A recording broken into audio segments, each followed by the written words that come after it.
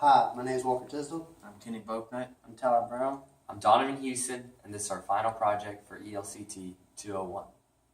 For our final project, we chose to make a 12-volt NiCad battery charger. In this video today, we will be demonstrating how our battery charger was built and how it functions.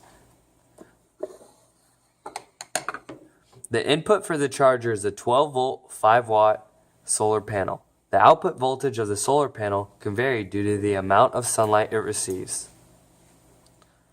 We mimic the solar panel by using a BK Precision DC power supply.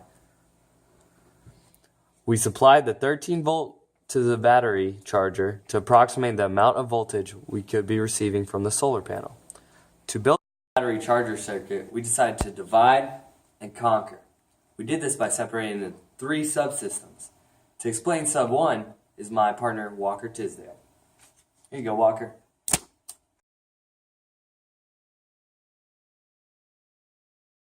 The first subsystem consists of the 12-volt NiCad battery that will be charged with a 13-volt DC power supply, a 0.1 microfarad capacitor, which is located here, a 10K variable resistor, which is located here, a 22K resistor, and an 18K resistor, all in series to adjust the voltage that will be delivered to the non-inverting pin of the LM311 op amp. There is also another 0.1 microfarad capacitor that is connected to the non-inverting pin to reduce oscillation, which is located here.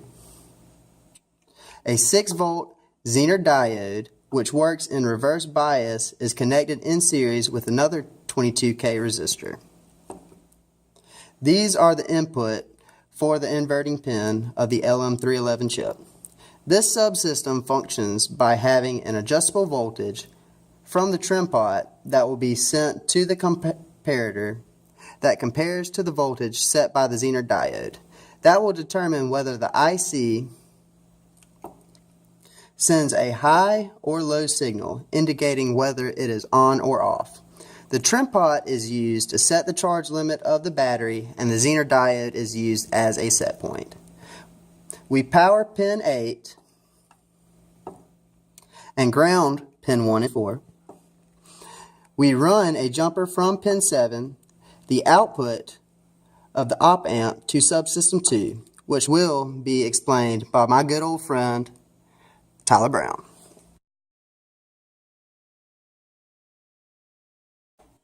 Here the input of subsystem 2 is the output of subsystem 1 coming from the op amp.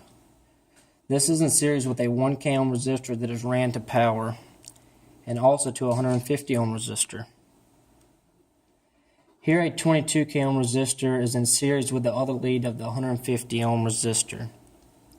We now run a jumper to another breadboard where we have our RS flip-flop, which is a CD4001BE. We have previously used this logic gate in our Divide and Conquer lab and thought it was a good addition to our original battery charging circuit, which would help prevent overcharging the battery. We run pin 14 to power and pin 7 to ground. Now jump pin 2 to 4, which is the input of the first NOR gate and the output of the second NOR gate. Now jump pin 3 to 6, which is the output of the first NOR gate and the input of the second NOR gate. Run another jumper from pin 4, which is the output of the second NOR gate, to a 1K ohm resistor that is in series with a LED.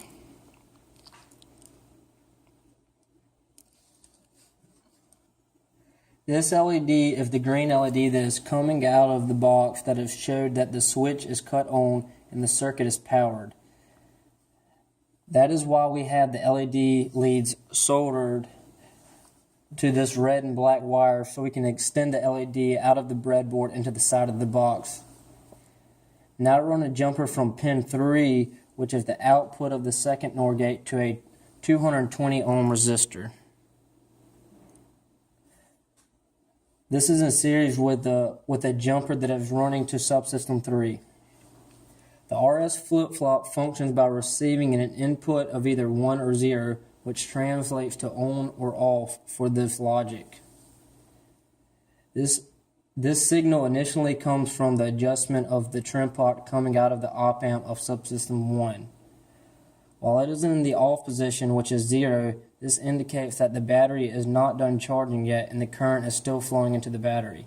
When it switches to the on position, this means that the battery is done charging and sends the current to the transistor located in subsystem 3, which my partner in crime, Kenny, will take over.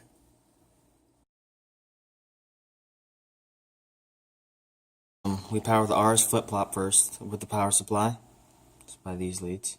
We are able to power the relay by jumping the power from the second breadboard, which is subsystem 2, which allows us to isolate the battery when it's fully charged.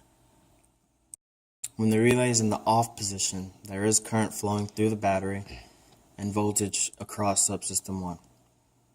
And when the relay is in the on position, this means that the battery is fully charged, which will be indicated by the red LED coming out of the box. And this means that the battery is fully charged and isolated with no current flowing into the battery and no voltage across the first subsystem. And this is accomplished by using the BJT BC337 transistor, which will saturate, opening the relay, which isolates subsystem 1 and the battery as stated earlier. Here's a picture of each subsystem in a schematic.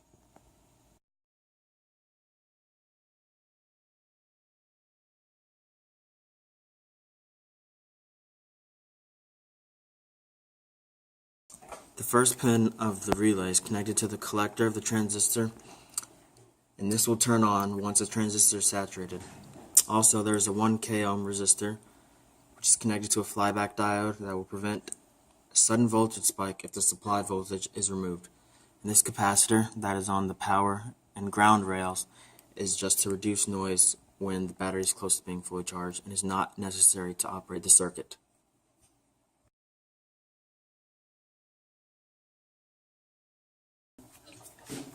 Here we have our circuit charging the 12-volt NiCad battery.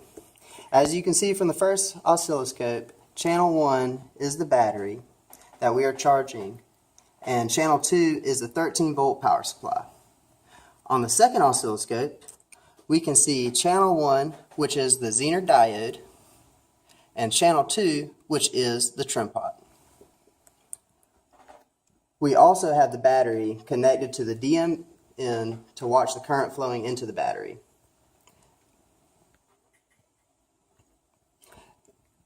As the battery gets closer and closer to being fully charged, you can see that the current flowing into the battery is getting lower and lower.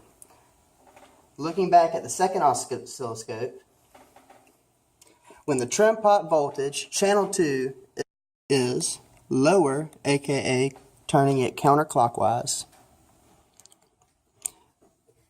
the battery is charging and there is current flowing to the battery as seen on the DNM. Now looking back again, when the voltage of the trim pot is equal to the Zener diode, or the battery is fully charged, the relay will cut on, isolating subsystem 1 and the battery. And you will see a red LED marking fully charged.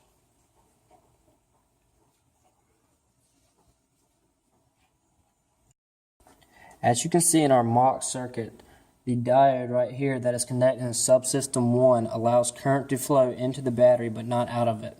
So when the battery is fully charged, it prevents discharging, which makes the battery more reliable and last longer. Also, by placing this diode between the battery and the 10K ohm variable resistor, stops current from flowing out of the battery into subsystem 1, which will ultimately cause the circuit to fail. We learned this from a lot of trial and error. Here we have our 12-volt battery, nickel cadmium. We have 10 batteries connected in series which draw 1.2 volts, 900 milliamp hours each, which translates to 12 volts and 9 amp hours. And we have the positive and negative leads connected to this breadboard, which will be run to our main breadboard, which will be grounded, and this positive lead is connected to the first subsystem. here we have our 13-volt power supply, which will be switched out with the solar panel. And the negative lead is grounded, and the positive lead is connected to the switch, which controls power to the entire circuit. And this switch, as you can see, shows that there's power. Now there's power is off.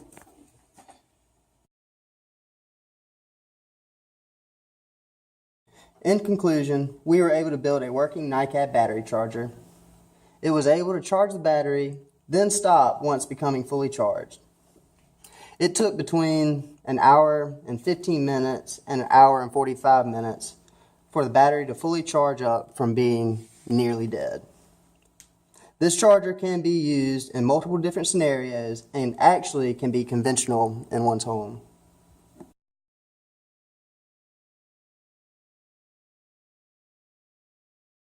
All right.